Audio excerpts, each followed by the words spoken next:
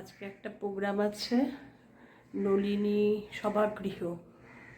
আমার ননদের গান আছে, আমি আরও আবৃত্তি আছে, সেখানে যাচ্ছি।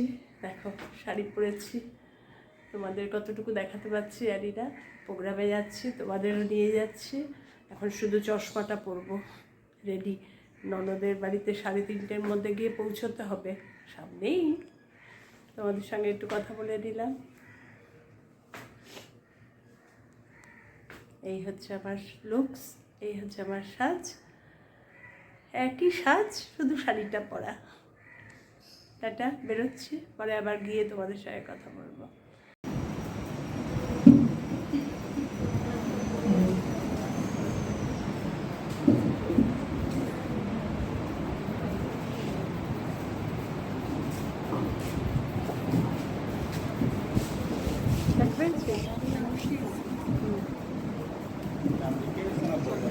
নাম লিখে 40 আমি 10 যাচ্ছি।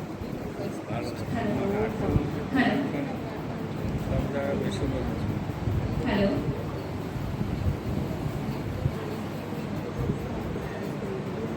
হ্যালো। নাটক বৌমা বরং শাশুড়ি, পরিচালনায় অনন্ত গুপ্ত, অভিনয়ে শাশুড়ির ভূমিকায় রবি পাল এবং বৌমার ভূমিকায় আমি রিয়াদের আবহ কৃষ্ণ রায়। শুরু করছি বৌমা বরং শাশুড়ি।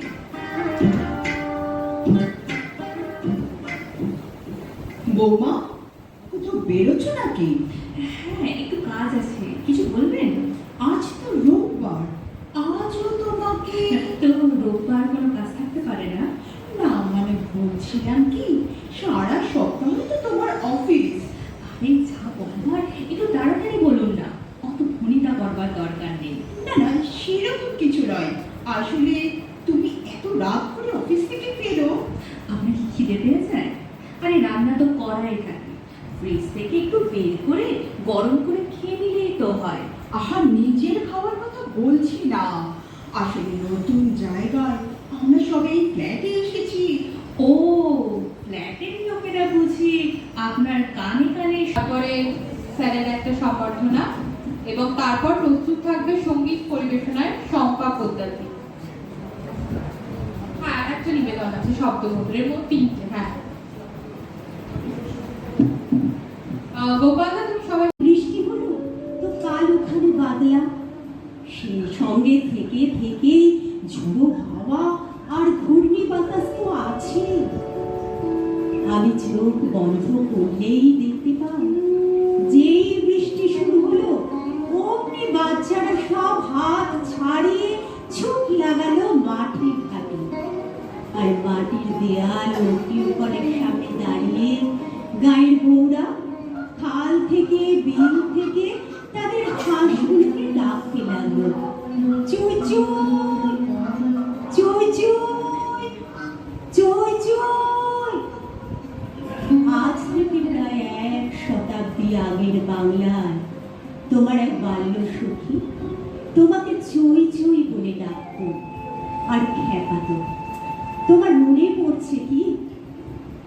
আজ তুমি শীতের দেশের ঘাস, কোন সরোবর থেকে কোথায় কোন সরোবরে সাঁতার কাটতে যাও, সমুদ্রের পর সমুদ্র পেরিয়ে উড়ে চলো কত দূর দূর সব দেশে। দিন ঘুরিয়ে রাত ঘনাবে, রাত্রি গিয়ে সকাল হবে, নীল আকাশে উড়বে পাখি, গেলেই দেখতে পাবে। যাবি?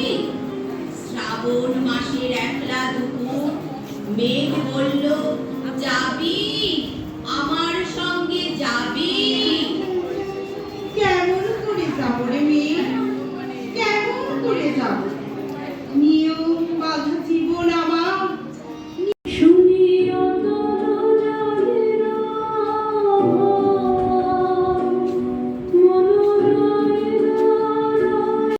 মানুষের মনে গভীর অনুভূতির কথা। বর্ষাকাল চিরকাল কবিদের হৃদয়ে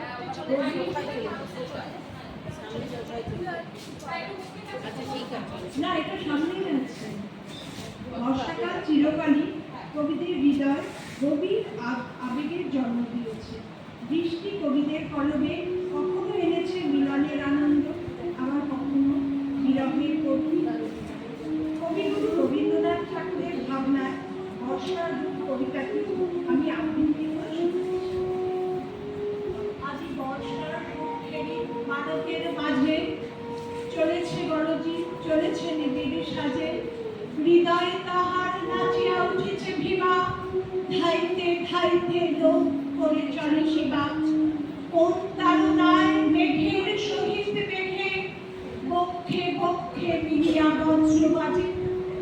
পুঞ্জে পুঞ্জে দূর সুদূরের পানে, দলে দলে চলে, কেন চলে নাহি জানে।